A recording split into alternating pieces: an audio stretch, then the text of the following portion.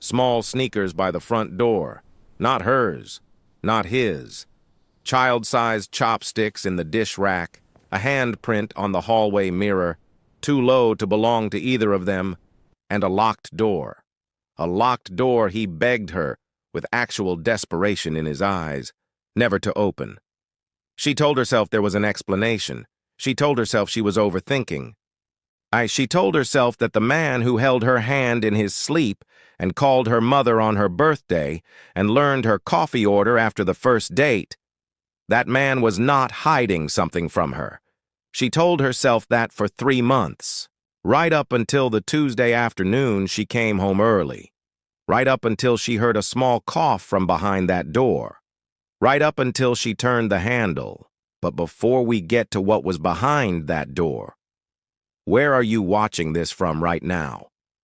I'll drop your city or country in the comments. And if stories like this one are the reason you keep coming back, make sure you're subscribed, because this channel exists for people who believe the most powerful stories are the ones that feel completely real. Now, back to Linda. What she found on the other side didn't just change her relationship. It changed how she understood love entirely. Because love, she learned, isn't always announced. Sometimes it's hiding behind a locked door, keeping itself small, waiting for someone brave enough to walk in. And the part that will stay with you isn't the secret. It's the one word spoken at the end of it. Linda had a specific way of knowing when something was wrong. Not an instinct exactly, more like a calibration. She had grown up in a Lagos household where nothing was ever said directly, and everything was communicated through the precise angle of her mother's shoulders. The particular silence that followed a question nobody wanted to answer, the way her aunties laughed just a little too loudly when someone's husband walked into the room. She had learned early that the surface of things and the truth of things were rarely the same conversation. So when something shifted in Tae-hyung that October, she noticed in the way she had been trained her whole life to notice, quietly, carefully, without showing her hand. And they had been together for 8 months. 8 months that had felt, for most of their duration, like the easiest thing Linda had ever done. Tae-hyung was not a complicated man on the surface. He was punctual and gentle and laughed at her jokes a half-second before anyone else in the room did. He made her Nigerian soup once with the wrong peppers and presented it with such genuine pride that she ate the entire bowl and said nothing. Would be given anything she didn't first fight for, had let herself receive him. Which is why October frightened her. It started with the phone. Tae-hyung had never been precious about his phone. He left it face up on tables, handed it to her to change songs when he was driving. Fell asleep with it on the pillow between them, like an afterthought. Then, one evening in early October, she reached for it to show him a restaurant, and he picked it up first. Faster than was natural. He smiled while he did it. The smile was the tell. It was one beat too wide, assembled rather than arrived at. She said nothing. She filed it. The call started a week later. He began stepping outside to take them. Not hurrying exactly, but moving with a kind of deliberate casualness that she recognized as performance. He would return composed. He would say work. He said it the way people say fine when you ask how they are, reflexively, without content. Then came the lock. One Saturday morning, she reached for the handle of the second bedroom, a room that had always been used loosely for storage for his guitar that he never played, for boxes that had never been fully unpacked, and the handle did not turn. She stood there for a moment. She turned to him. He was in the kitchen with his back to her, and she watched the back of his neck go still in the particular way that a body goes still when it is pretending not to be listening. She asked him about it later, lightly, the way you ask about something that should have a light answer. He said he'd put a few things in there he didn't want disturbed. He said it carefully. Oh, he held eye contact the way someone holds eye contact when they have practiced doing so. She nodded. She said, "Okay." She went to bed and lay in the dark and listened to the apartment breathe. If you have ever loved someone and felt the first cold edge of a secret between you, you already know what Linda felt in those weeks. It is not dramatic. It is not loud. It is very quiet and very persistent, like a sound just below hearing that you feel in your back teeth. She went to work. She came home. She cooked and laughed and sat beside him on the couch and felt the distance growing in millimeters, invisible to everyone but her. She started noticing other things. The small sneakers appeared on a Thursday, neat, white, a child's size, placed by the front door with the same careful alignment that Tae-hyung used for his own shoes. She picked one up. She turned it over. She set it back down precisely as she had found it and walked to the kitchen and drank a full glass of water standing at the sink. The chopsticks followed. Child-sized, red-handled, in the dish rack on a morning when she came down early and Tae-hyung was already showered and standing at the stove with his back to her. She looked at the chopsticks. She looked at his back. She sat down at the table. She said good morning. He said good morning. They had breakfast, and neither of them said anything about the chopsticks.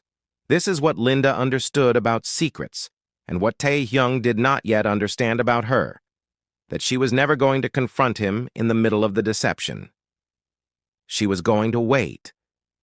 She came from a lineage of women who waited. Women who assembled the full picture before they spoke, because speaking too early only gave the other person time to construct a better lie. She was going to know everything before she said anything.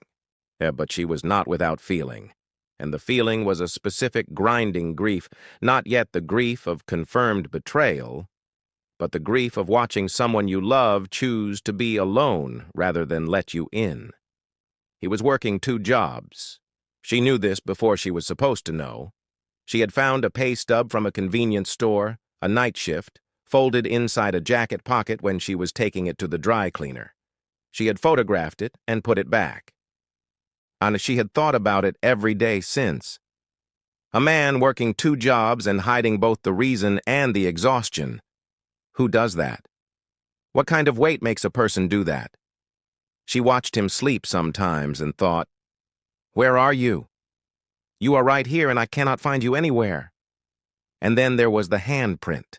She found it on a Wednesday evening, low on the hallway mirror, the perfect pressed outline of a small hand. She stood in front of it for a long time. The apartment was quiet. Tae-hyung was on the phone in the bathroom with the water running. She pressed her own hand against the mirror beside the small print and looked at the difference in size. A child had been in this apartment, a child who ate with small red chopsticks and wore white sneakers and pressed their hand against mirrors the way all children do. Not to hide themselves, but because glass is fascinating, and they have not yet learned to worry about what they leave behind. She stepped back from the mirror, and from somewhere, faint, easily missable, the kind of sound you could dismiss if you needed to, she heard something behind the locked door, a cartoon, barely audible, and underneath it, or behind it, the quiet, specific sound of someone trying to be very still. She stood in the hallway and did not move. From the bathroom, the water shut off. She walked to the kitchen. She put the kettle on, and he looked at her for a moment with an 100% confidence. She said, "Just tired."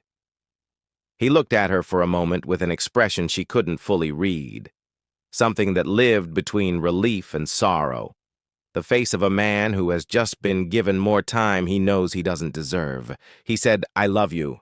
She said, "I know." She did not say it back, not because she didn't mean it, but because something in her needs to hold it back, just for now, the way you hold something precious close to your body when the ground beneath you is uncertain. She gave it 1 more week. She told herself, 1 more week, and then she was walking out of this apartment and not coming back until she understood what she was walking back into. She lasted 4 days. The Tuesday she came home early was not planned. Her afternoon meeting was canceled, as she took the train home at 2 in the afternoon instead of 6. She did not text him. She did not think very much about what she was doing or why. She simply came home. The apartment felt different the moment she opened the door. Warmer, more inhabited. The air had a quality that apartments get when someone has been living inside them fully rather than passing through. The faint smell of a recent meal, a television turned low. Then she heard it, a small cough, from behind the locked door. She stood completely still. She counted her own heartbeats. She looked at the door. She thought about everything she had filed away over 3 months. The sneakers, the chopsticks, the handprint, the cartoon, the pay stub, the midnight phone calls, the smile assembled 1 beat too late. She thought about the way he looked at her sometimes like he was memorizing her. She thought about the night she found him sitting in the dark with his face in his hands.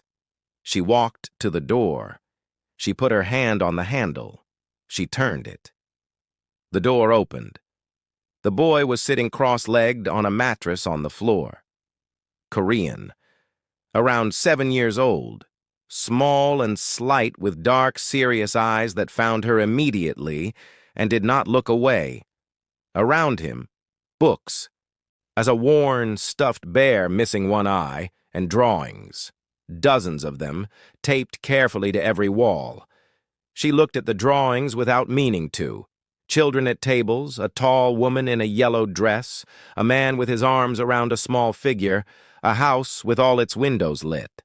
She looked at the boy. He looked at her. He did not move. He did not make a sound. But he had the expression of someone who had been waiting for this moment long enough that the fear of it had mostly been replaced by a tired kind of resignation. She heard the front door open behind her. Fast footsteps. Tae-hyung appeared in the doorway. She turned to look at him. His face. She would think about his face for a long time afterward. It was not the face of someone caught in a lie. It was the face of someone watching the thing they had been most terrified of finally arrive. As resigned, hollowed out. And underneath all of that, something she had not expected at all. Relief. Like a man who has been holding his breath for 2 years and has finally, involuntarily, exhaled. "I was going to tell you," he said. She looked at him. He said it again, quieter. "I was going to tell you." She looked back at the boy. The boy had not moved. His eyes went between the two of them with a careful and practiced attention, the attention of a child who has learned to read rooms quickly, who knows that adults in tension are a weather system that must be monitored. "What is his name?" Linda asked. "Junho," Tae-hyung responded. "How old?" Linda questioned, her eyes flashing between the boy and Tae-hyung. 7. He will be 8 in March.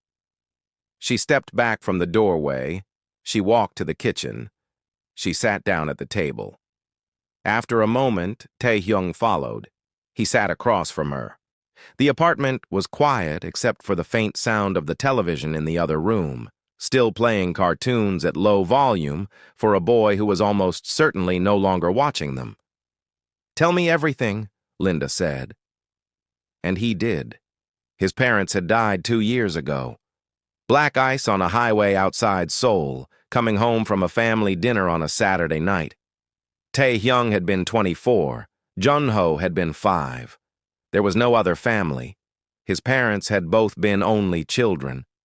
His grandparents long gone. The state had looked at Tae-hyung, 24 years old, and recently arrived in a new country, and presented him with a choice that was not really a choice at all. He became Junho's legal guardian 11 days after the funeral. He did not tell Linda this because by the time they met, he had already been alone with it for a year, and that had calcified into something he could no longer see past. Then he had built a life in 2 separate rooms. The room where he was a man in love with a woman who made everything feel possible, and the room where he was a 26-year-old holding together the broken pieces of a 5-year-old who had not spoken a single word since the night of the accident. He had kept those rooms locked from each other because he did not know what happened if they opened into the same space. He did not know if she would stay. He did not think he would survive finding out that she wouldn't. There was a social worker, he told her. There had been a report 3 months ago. A neighbor had mentioned to someone that she rarely saw the child outside. The state had sent someone to evaluate his living conditions. He had 45 days to demonstrate stability or risk losing guardianship. He was working 2 jobs to cover rent, school fees, a winter coat, a doctor's appointment he'd been putting off because the appointment cost more than he'd told himself he could spend. He had a list on his phone. She had seen it. He knew she had seen it. He had said nothing. She listened to all of this without interrupting. When he finished, the apartment was very quiet. She looked at him for a long moment. Then she asked, "Does he eat enough?" Tae-hyung put his face in his hands. His shoulders began to shake, slowly at first, and then with the full force of something that had been contained for 2 years in a body that was never designed to contain it. He didn't make much sound. The crying was almost silent, which made it worse somehow. The crying of someone who has learned to do even grief quietly, so that a small boy in the next room doesn't hear it and becomes afraid. She did not touch him yet. She sat with him in it. Because she was her mother's daughter, and she knew that some moments are not for managing. They are for witnessing. And the most loving thing you can do for a person who has been invisible for too long is to simply stay in the room and let them be seen. She did not move in that night. She went home. She sat on her own bed and called her friend Amara and said, "I don't even know where to start explaining this." And Amara, who had known Linda since secondary school and understood her silences better than most people understood her words, said simply, "Is he a good man?" And Linda was quiet for a moment. And then she said yes. And Amara said, "Then you already know what you're going to do." She came back the next morning with groceries. She didn't make an announcement. She didn't have a speech. And she walked into the kitchen and started making breakfast, and Tae-hyung stood in the doorway watching her with an expression she didn't have a word for yet. Junho watched from the hallway. She did not call him over, did not make eye contact, did not perform warmth in his direction. She cooked like he wasn't there, like there was simply no pressure attached to his presence in any direction. She set 3 plates. She sat down. She started eating. The silence stretched. Then small footsteps. The Yunyo sat down across from her. He watched her eat for a moment. Then he picked up his chopsticks. The days that followed were made of small things. She learned he communicated in drawings. He would leave them in places she would find them, the way some children leave notes. She started leaving blank paper and new pens on the kitchen table without comment. One morning she moved his shoes neatly by the door, and the next day found her own shoes moved neatly beside his. She narrated what she was doing when she was in the kitchen. "I'm making ramyeon. It'll be ready in 10 minutes. She said, not expecting a response, just letting her voice become familiar to him, like a sound that means safe rather than a sound that means brace yourself. One afternoon, she fell asleep on the couch reading. She woke up with a blanket over her. She looked at Tae-hyung across the room. He shook his head slowly. They both looked at the hallway. There was one evening she almost left. She was watching Tae-hyung fall asleep at the kitchen table again, still in his work clothes, head dropping forward, fighting it the way exhausted people fight sleep when they believe they don't have the right to it yet. And Junho was in the other room, and the apartment felt held together with love and not enough of everything else. And she stepped outside and stood in the cold and called Amara again. "Oh, tell me I'm not crazy for staying." "Does it feel real?" Amara asked. Linda looked up at the lit window of the apartment, then answered, It feels like the realest thing I've ever walked into. Then she went back inside. If this story is already doing something to you, if you are feeling something you don't entirely have a name for yet, you are exactly where this story needs you to be. Stay with it, because what comes next is the part that matters. It was an ordinary evening. On no special occasion, no dramatic setup. The kitchen smelled like ramyeon. Tae-hyung was in the shower. Linda was washing dishes. Junho was at the kitchen table doing homework, head bent over his notebook, pencil moving. She was humming, something low and absent, a song her mother used to sing while cooking, one of those melodies that live so deep in the body you don't notice you're making it. She turned off the tap, dried her hands, turned around. Junho had stopped writing, and he was looking at her. Not the careful, monitoring look she had come to know, the one that assessed exits and emotional temperatures. Something different, something that had reached a decision. He opened his mouth. The word came out soft, careful, like a person testing weight on ice before committing a full step. Nuna. She went completely still. From the hallway, Tae-hyung appeared in the bathroom doorway. Wet hair, towel, frozen in place. He had heard it. Ayunyo looked between them both with the absolute composure of a child who has just done something enormous and chosen to treat it as ordinary. He looked back down at his homework. He picked up his pencil. He continued writing, like he hadn't just spoken for the first time in 2 years, like he had simply decided, quietly, privately, entirely on his own terms, that she was safe enough to name. Linda turned back to the sink. She gripped the edge of it. Her shoulders shook once. She breathed. Behind her, she heard Tae-hyung slide down the wall and sit on the floor. She heard him crying, real crying, the kind that has been stored in the body so long it comes out with physical force, the kind that has no performance in it because there is no longer any reason to perform. She stayed at the sink. She let him have it, because she understood now what the locked room had actually been holding. Not a secret, not a deception in the way she had feared.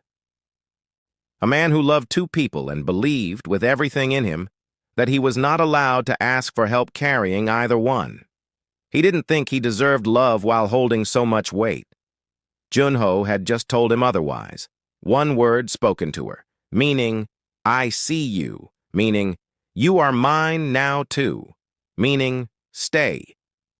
The 3 of them stayed in that kitchen for a long time.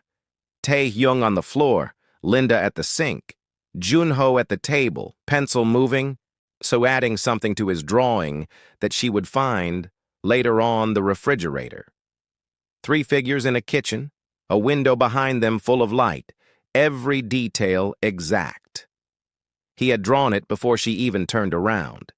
He had known before either of them did. If you made it to the end of this story, share it with someone who needs to hear it tonight. And if this kind of storytelling moves you, the kind that hides its truth in plain sight, the kind where the secret is never the point, subscribe. Because every story on this channel is built exactly like this one. A locked door, a reason you didn't expect, and somewhere inside it, one small, quiet, devastating word that changes everything.